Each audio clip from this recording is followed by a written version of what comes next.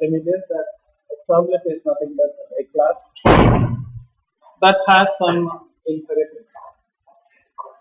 And this class is responsible for taking the input from the user and dynamically produce an output. And you're seeing that using that class is not a big issue. You can at any time use it like an ordinary class. Only problem with the servlet is like an applet. Servlet cannot run on its own. It requires the container. So you cannot run the servlet at command prompt. The reason behind it is a component that needs to be contained within a container. And in the last class, I have shown you how a servlet actually works. So when a browser makes a request, the container checks whether the class is already loaded. In other words, the servlet is already loaded.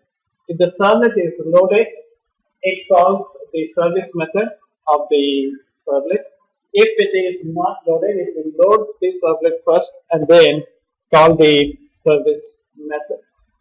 Now let's look at the life cycle of the servlet. There is an additional text which is not being shown there, so in any case, I'll try to explain. Let's look at the life cycle of the servlet, how the servlet gets activated and how do we use the servlet. Now, in order to understand that, let's look at, so in order to understand that,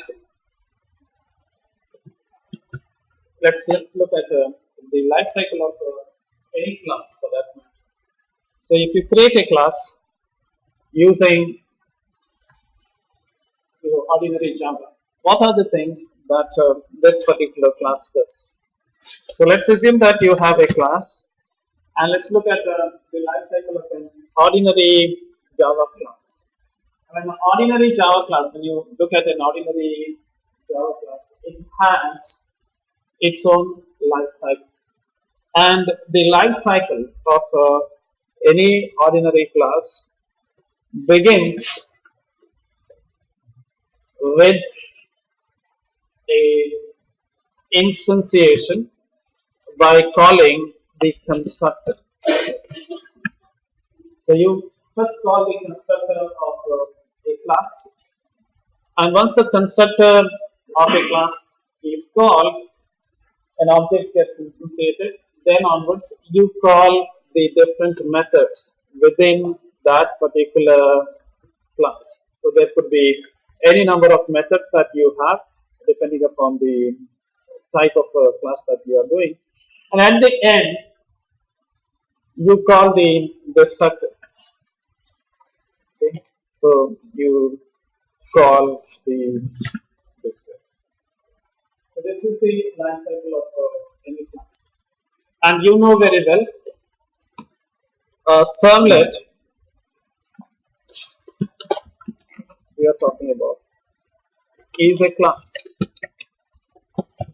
So that means to say that servlet will also follow whatever the other classes are following. But there is a small difference. The difference is servlet cannot run on its own. And the container is responsible for bringing the servlet into life and destroying it. So it's a container that decides when the constructor has to be called and when the destructor or when the servlet has to be destroyed. So these two things are not in your hand. Also, it is the container that calls this method. And in order for the container to call this method, the container must be aware of the existence of these methods within your class. So if the constructor, if the container is not in a position to recognize your method, it will not call those methods.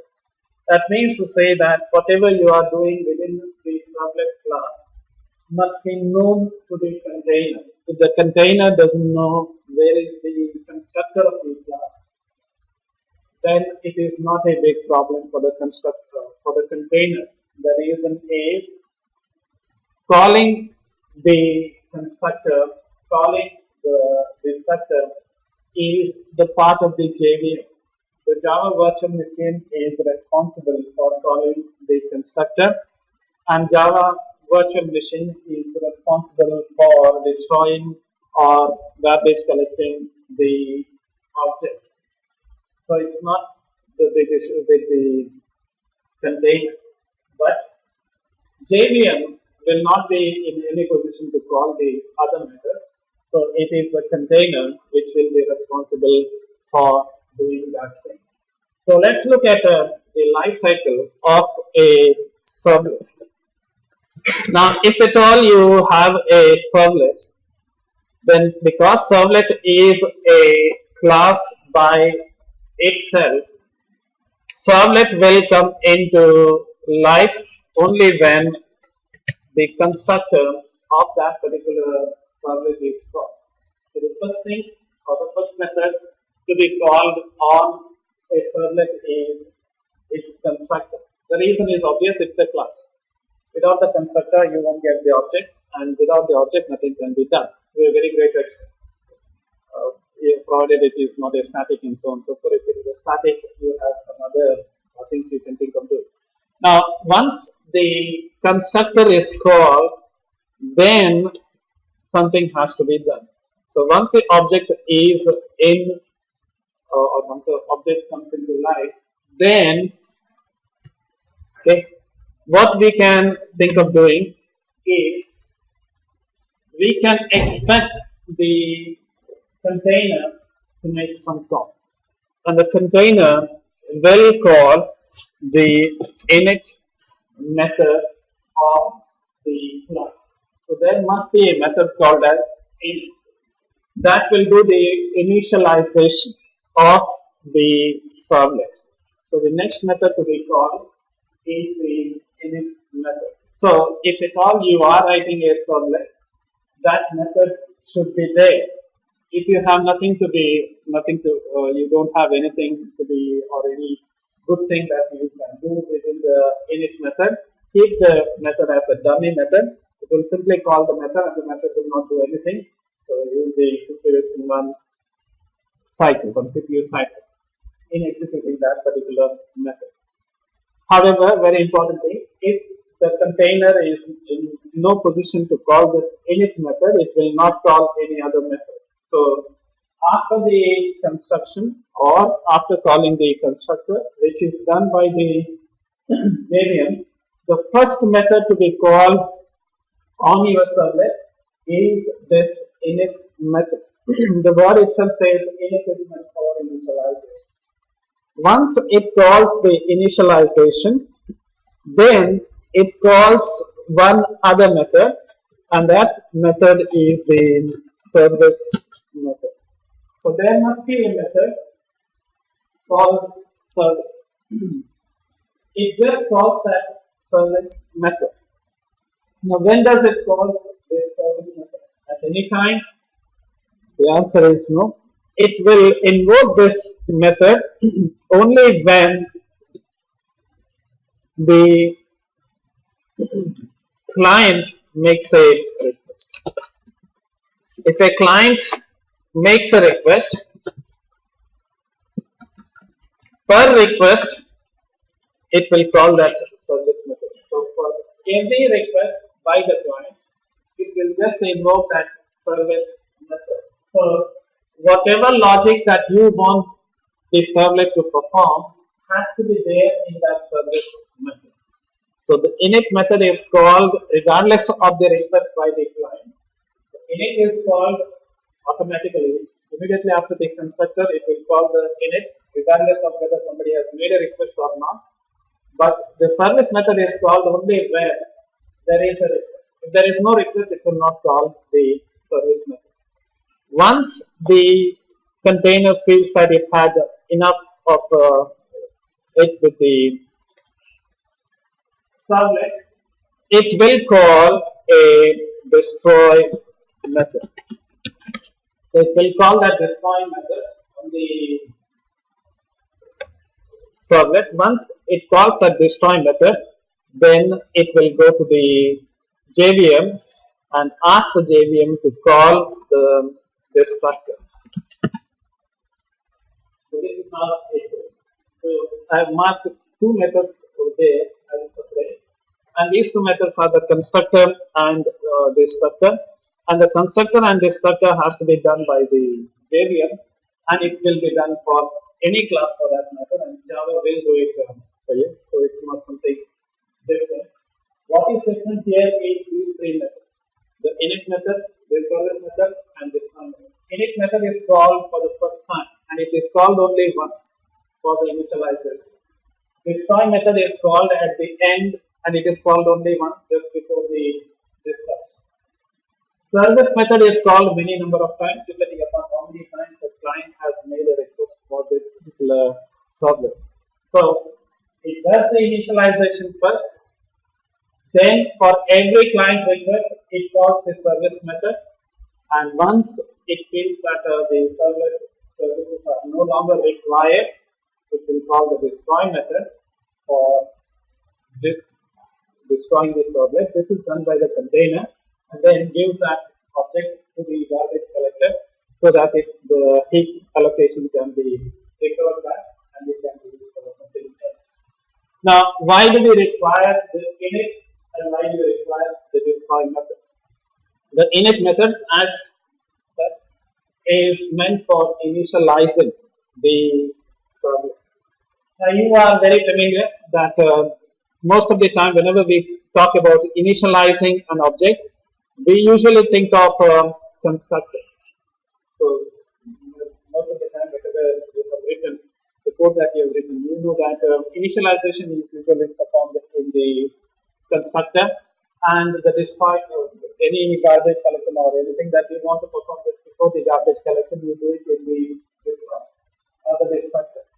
Now, why then two additional methods are there? The two additional methods are there. The reason behind it is the container wants the class to be immediately brought into life. So if it supplies additional information, then in order to get or instantiate an object out of your servlet, it is going to take a lot of time. So what the constructor or what the container is doing is, it will go for a minimum footprint so that whenever there is a request or whenever there is a need, the servlet can be immediately instantiated.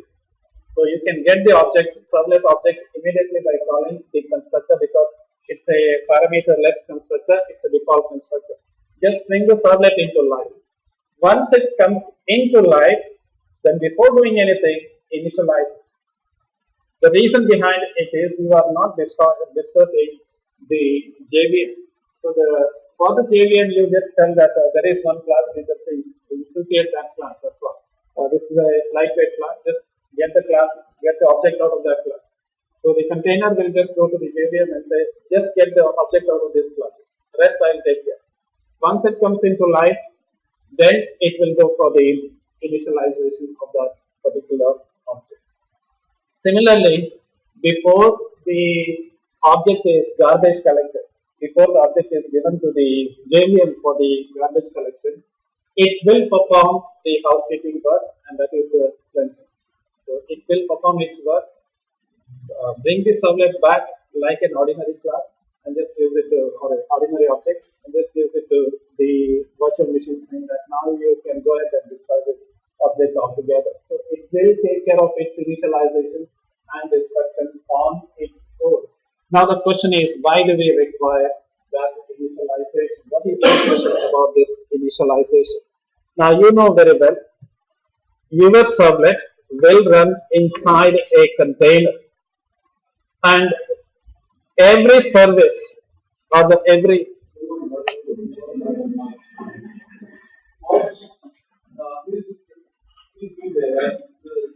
and one more thing today, no outshirt, the rest code, whatever it was. Formal dress code has to be followed. Correct, no? You are outshirt and all that. No. Properly in shirt and on certain days when it is called. On Thursdays, I want the time to be there. Because other day, when I had to certain visitors from outside, people are not in proper formal dress. This is a problem. So please ensure that this, I hope your class is not better than others. So everyone, because I think that all the time. So this class sounds much better because many of them, at least some 3 or 4 of them are not in. Otherwise, almost everybody is there. So therefore, please continue. We want the candidates follow that. So now we have the our servlet inside the container, and it's a container that will interact with the external world. Now, whenever you are thinking of running your servlet, it is not one servlet that makes up the entire application. There will be many other servlets, there will be many other components which are there that has to be interacted by your servlet, or the other components want to interact with your servlet. In any case, there will be many other objects. Now, the question is, how do I know that there are other components, or where are those other components? My servlet is placed inside a container, and I must that for any service that I want to be performed, I have to knock the door of the container. So my entire class will be inside this container. For anything and everything, I have to interact with the container because I don't know anything outside the container. My servlet cannot see what is outside the container. It's a container that provides the service. Now, in order for the container to provide this service, there must be this, like if you go to a restaurant, or not the restaurant, if you go to a lodge or if you go to any hotel, they will have a telephone number or the intercom, and they will write the number to call the housekeeping, dial this number, to call the reception, dial this number, and so on. To make outgoing call, dial this number, and so on and so forth. So they will tell you those numbers beforehand, so that you can dial the appropriate person. The same thing is true when your servlet has to do some work. Your servlet has to be told which are the services that are available and where can you get those services. And that information is given at initialization. So during the initialization, the container provides some basic information like the connection to the database, the connection to the messaging services if at all you are using, the connection for any other additional resources that are maybe file directory or anything, any other resources that you require. It will provide that information. So it will create a servlet config object, a separate object that contains all the details about the resources, like initial parameter. If you are supplying some initial parameter, all that information will be available, and that is supplied during the initialization.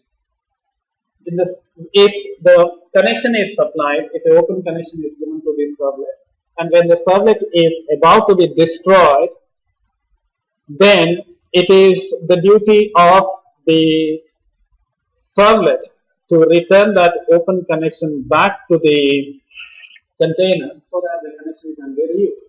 So it will establish a connection, give it to your servlet. If your servlet services are no longer required, then it is your duty to return that connection back to the container so that the container can reuse that connection for some other company. So during the initialization, it will give you a information, or it will provide you with the necessary information that your servlet can think of using.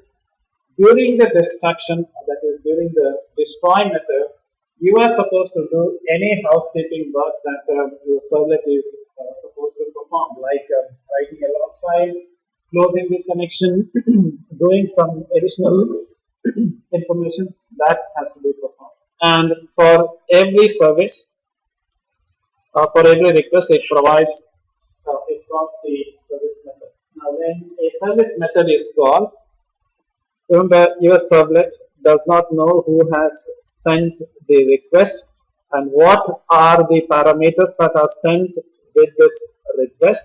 So what the container will do is it will provide the service with two methods.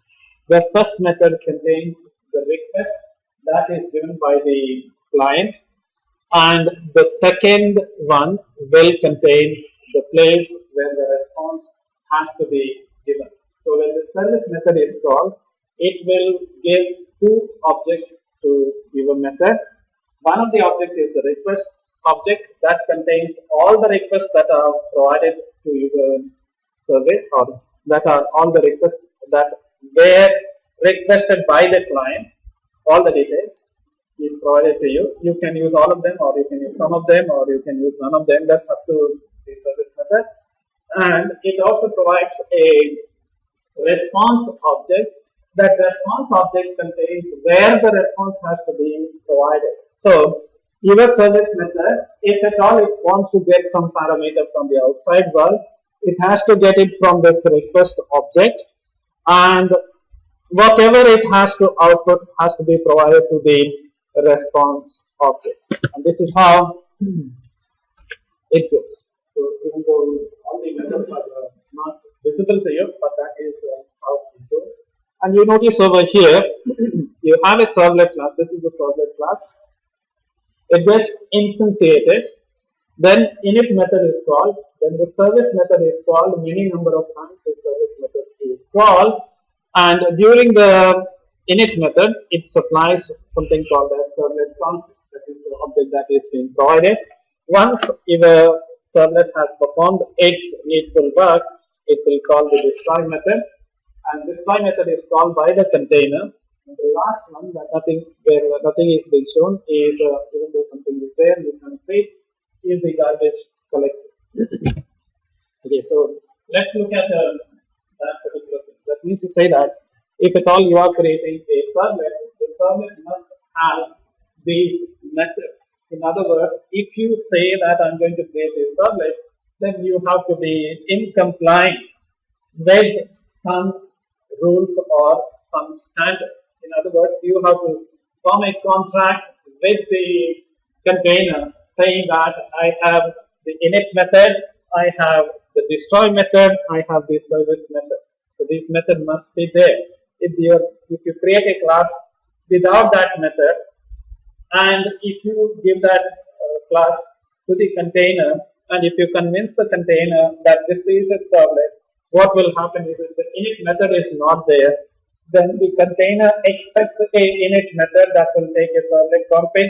It will try to invoke that method. Your class says such a method is not there. Container will get confused, and then onwards there will be a future problem. So if at all you want to call your class as a servlet, then your class, whether you like it or not, must have the 5 methods.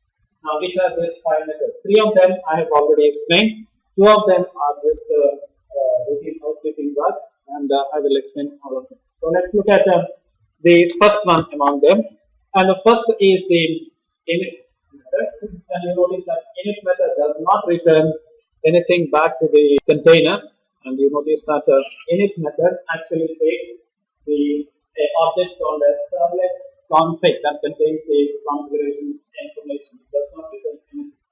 Service method takes 2 parameters. One is the request and the other one is the response. It does not return anything back to the container. So that means to say that the container just calls your service method and then forgets it. Whether your method completes or whether it is not completing, you are not sending anything back to the container saying that I succeeded, I failed. So it is not returning any Boolean value, nor it is returning any integer value. It is not returning anything. However, your servlet may end up in a big trouble, like the one that I have shown you in the last lab, wherein I purposely created an exception saying that something went wrong within your servlet. In that case, the container must be made aware that something actually went wrong. How do you do that? Is this method expects you to throw two exceptions.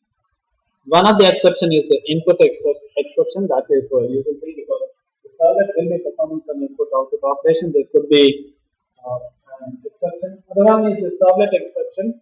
This is a special type of exception that is exclusive or handling the servlet. It is a form. It could be servlet exception may contain a SQL exception, and you have seen last class that I generated a SQL exception just to tell you that where to find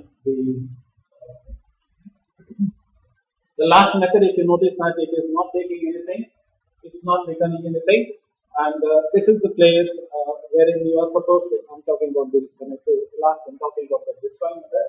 The destroy method is supposed to do the housekeeping work. Finally, before destroying it, anything that you want to do, you can do it over here.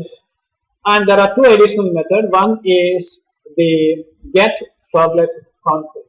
I told you servlet config is provided during the initialization. If it is required, you can return that servlet config back. If anybody requests what is the servlet config you have, you can return it back, and this method actually returns the servlet config. The last one is a string that says that's just an advertisement for your servlet. You can have any information like this servlet was created by me, your company name, your company address, anything can be put up there. It is just a routine, like it's a helper information regarding that particular servlet. Okay. So I have explained all of that. This is the general information. Init method is called by the servlet immediately after it calls the constructor, and it is meant for initialization. The next one is the service method that has two parameters, request and the response. The request has a request object. This is a special type of object. Now the question is, who is creating that object? This particular object is created by the container. When a request comes to the container will generate two objects. One is the request object that contains all the requests that came to the container from the external world, all the information, necessary information regarding the request. It will create one object. It will create a response object that knows how to communicate back to the client. It will create those two objects, and it will give that object to your method. So this is done by the container. That's why we are using the container. If the container was not there, then you will have to take the pain as to who made the request, which is the IP address from which you received it. It's a remote method invocation. You will have to handle the remote exceptions and so on and so forth. That is completely handled by the container. So container just says you have a request. This is the request, and if at all you want to give a response, this is the place where you are supposed to send the response. So these two objects are given. So in other words, your work is reduced to a very great extent because the information that is required by your service method is there in the request object. Where you are supposed to send it back is there in the response object. So you take from the request, whatever you want to send back, you write it to the response object. You are, if you notice over here, you are not returning anything back to the container. Your method will not return anything back to the container. Instead, it just sends that object back to the container. So you know very well when you pass the object, it is passed by reference, not by value. So container knows how to take care of that. The destroy method I have already again told you.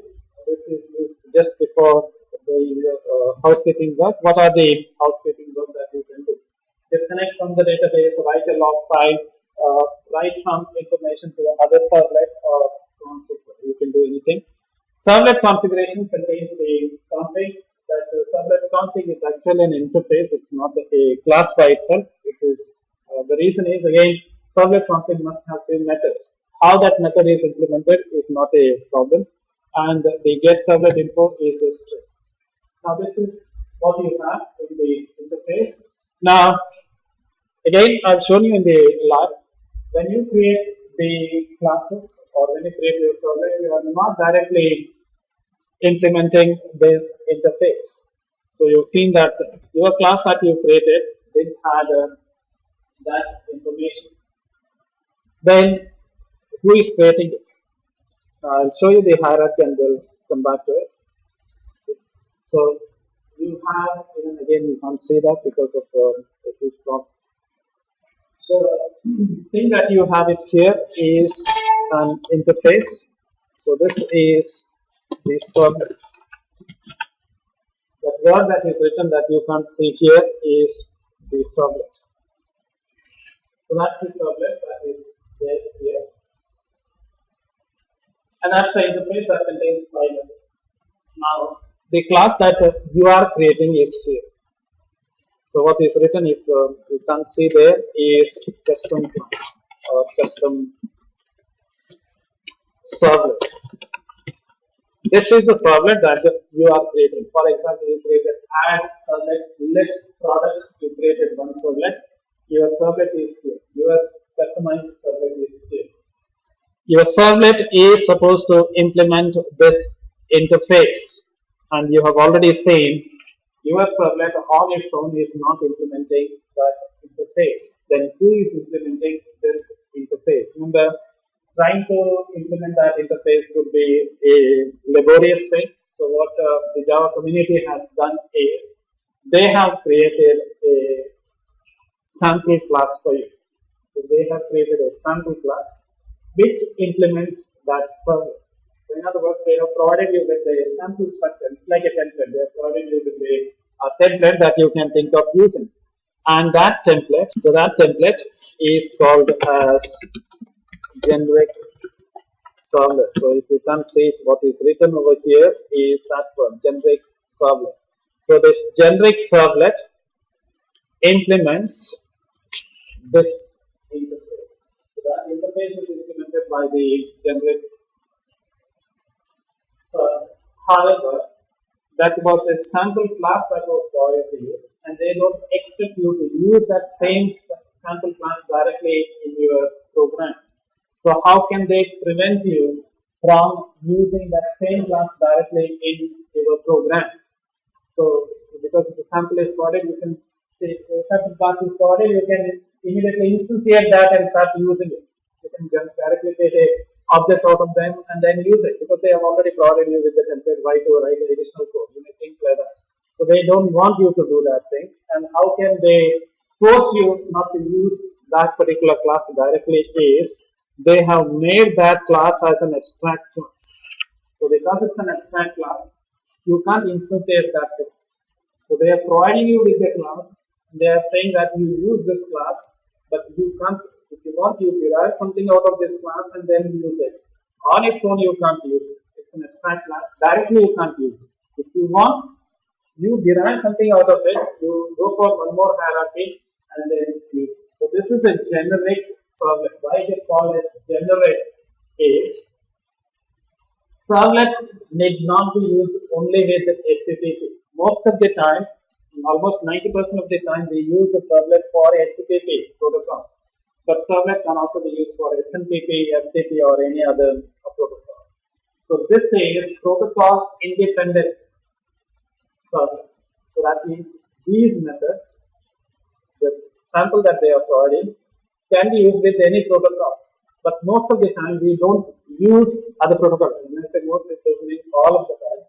Most of the time, we are dealing, whenever we talk about a web application, we deal with the HTTP protocol. So if at all you want to use it, use that particular thing, then you will have to take care of additional things, how to deal with this HTTP protocol. So what they have done again is they have simplified your work by deriving one more class, and the class that you can see over here is called as HTTP servlet.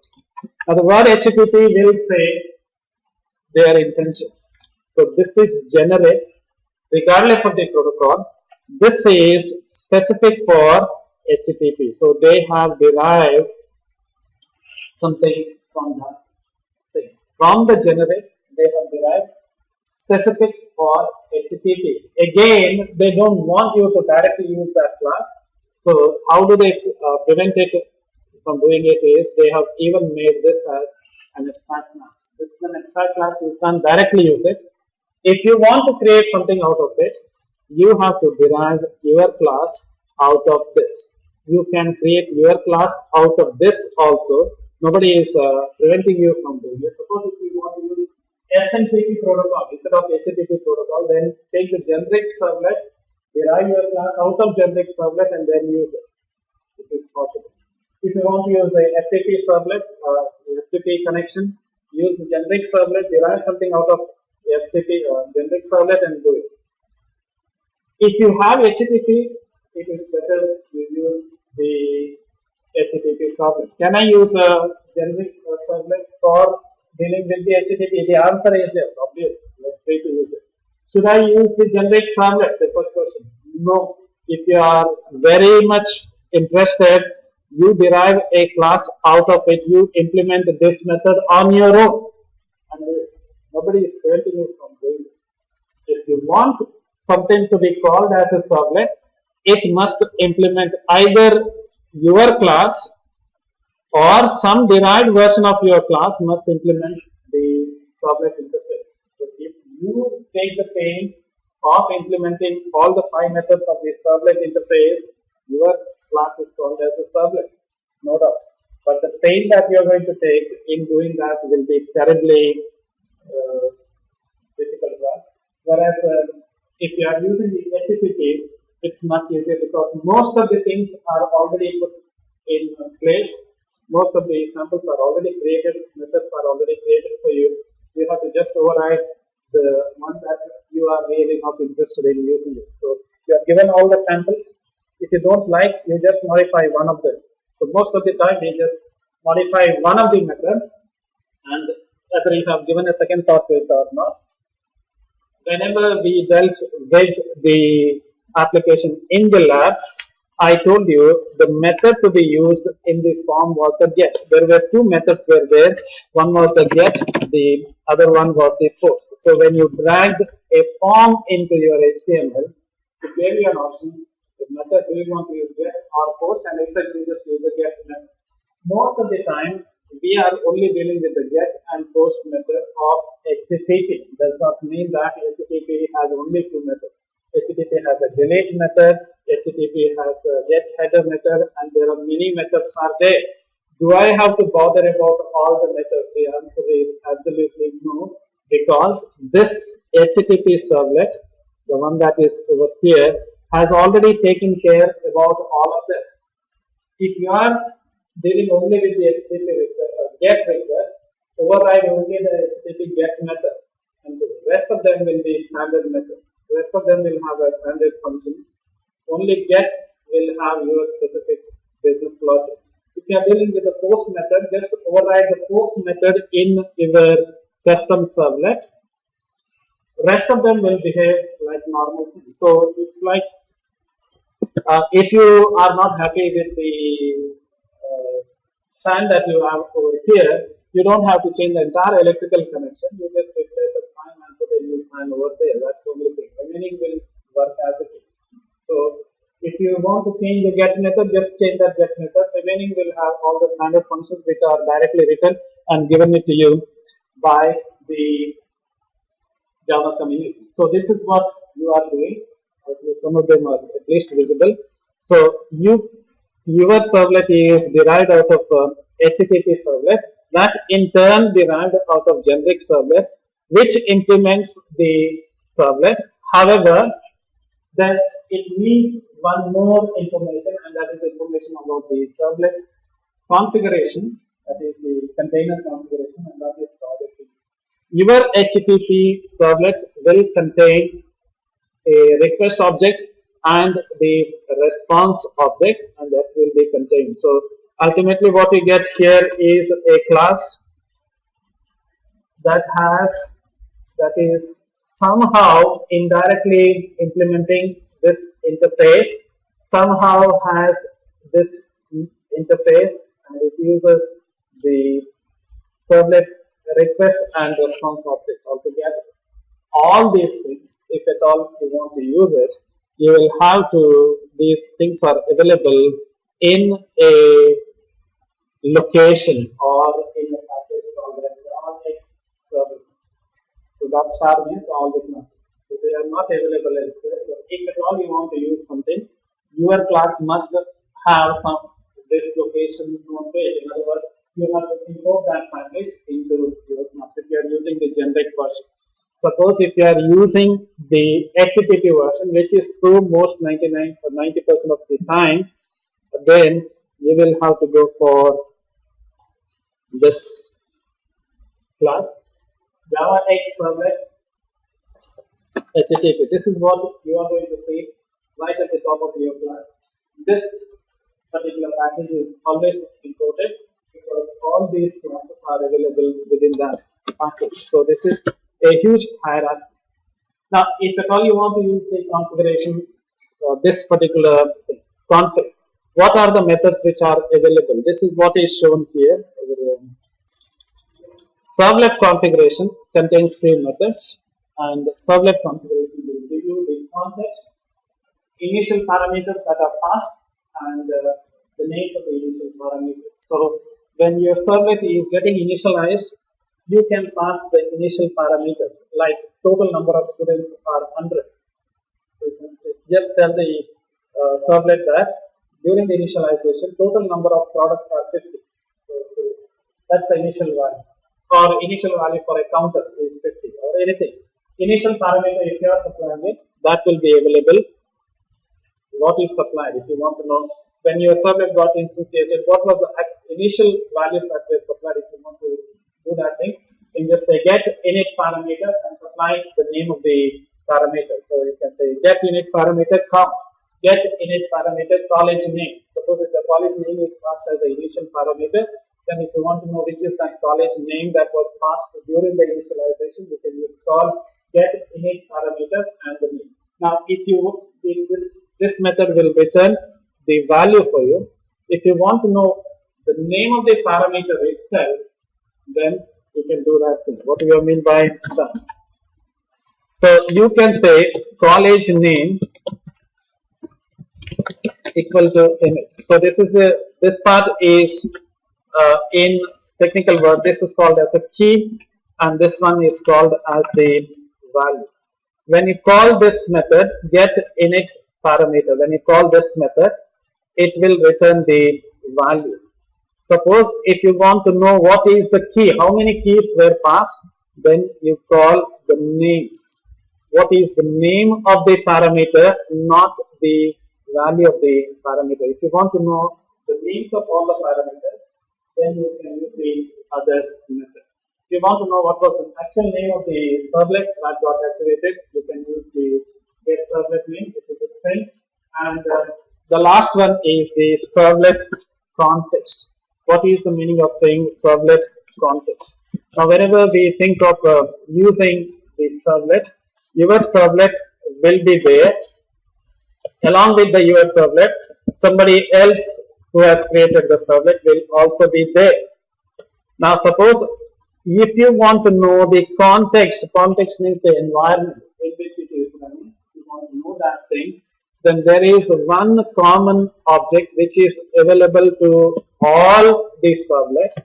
So it is available to this servlet, it's available to this servlet, it's available to this servlet. It's a common repository, so you can pick up common repository, and that is the servlet configuration. So you have the servlet context. So this is the servlet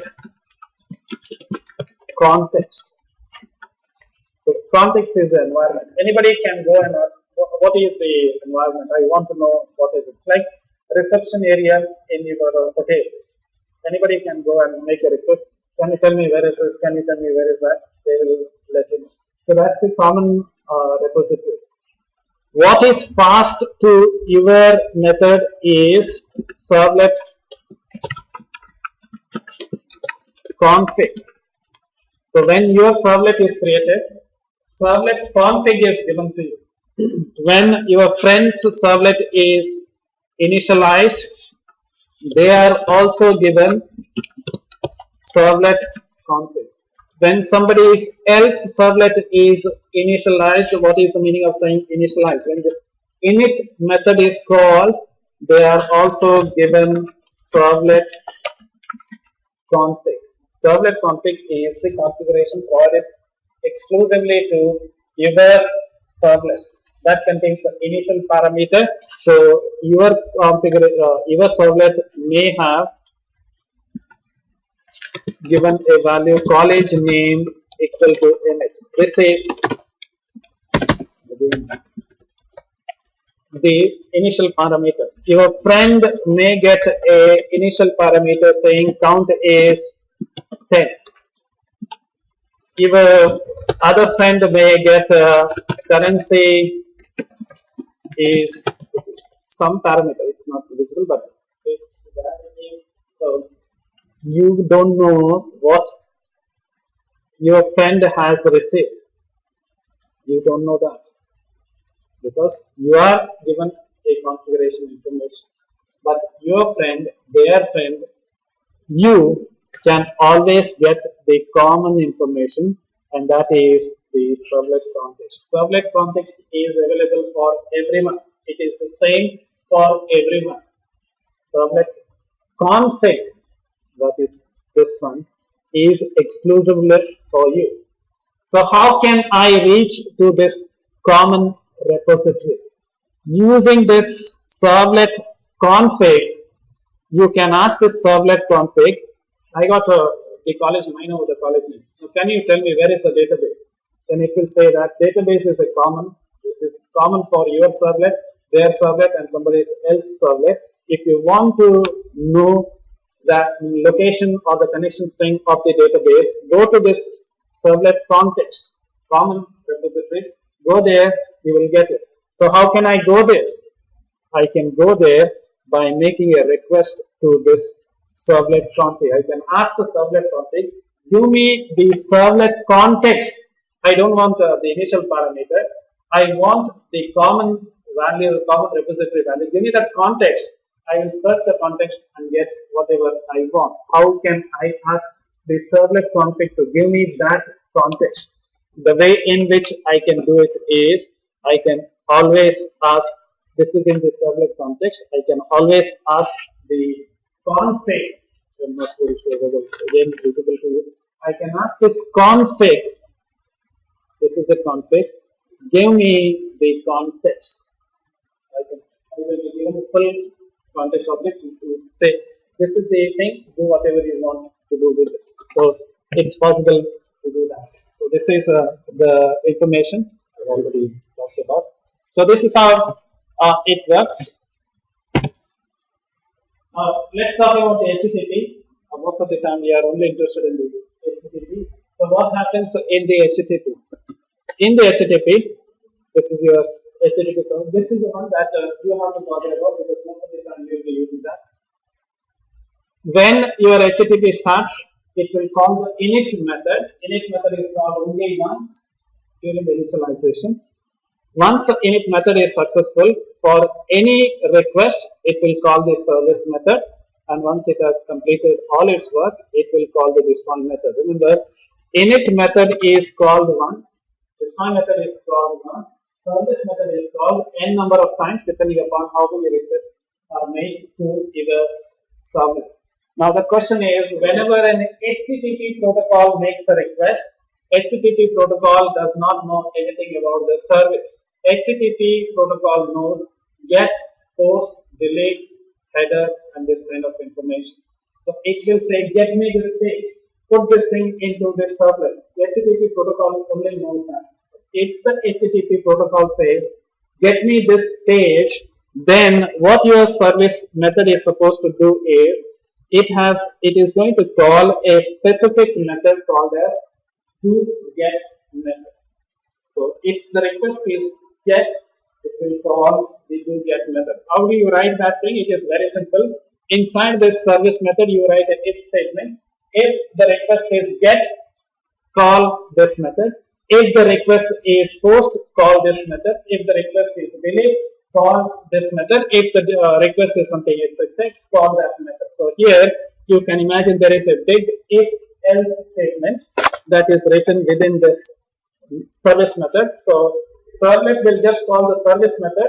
Within the service method, you just write the code. In other words, a very simple criteria is within the service method, let me say, it takes this request and response. What you do is you write a if statement. If the request is, I'm just writing a simple thing, if the request is get, then I'm not writing the actual Java code, then call do get method. Else, if request is post, then call do post method, and so on and so forth. Again, you have else, if, or switch case, you can use anything. So you are writing like that. If you get the request, you check the request. Okay, if the get method, call this.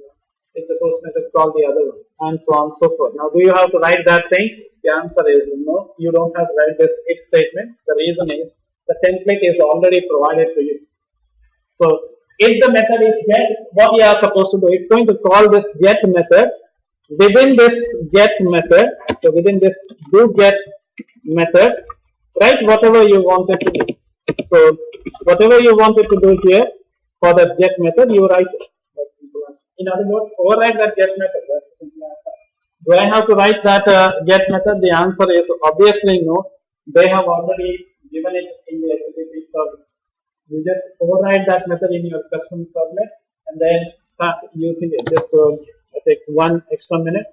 So if you look at the servlet that you have just created in the last classes, just to open up one of them, you have written all the methods somewhere without even bothering about what was the name of the method.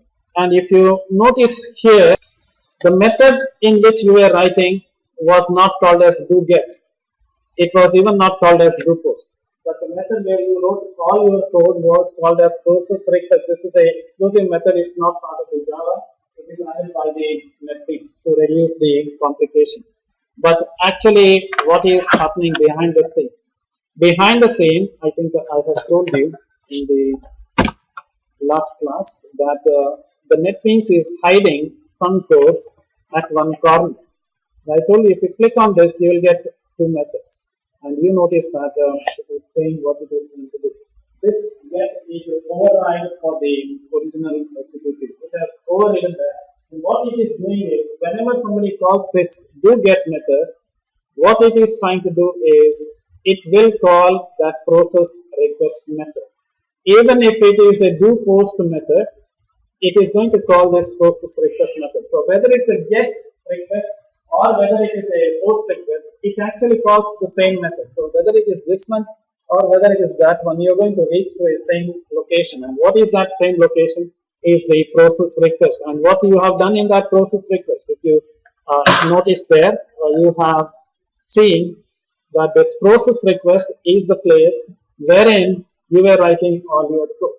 So whether the request was get, whether the request was post, you just said that I don't care about the get or post, anything and everything, this method will handle it. Now, this is true in your case, but it did not be true in all the cases. You may say that only if it is a get request, I'm going to do this part. If it is a post request, I'm going to do something else. In that case, just break the connection here, go to this get method, and in this override, it has called this method. If you don't want that common method to be called, put a remark statement or delete that line and write your code.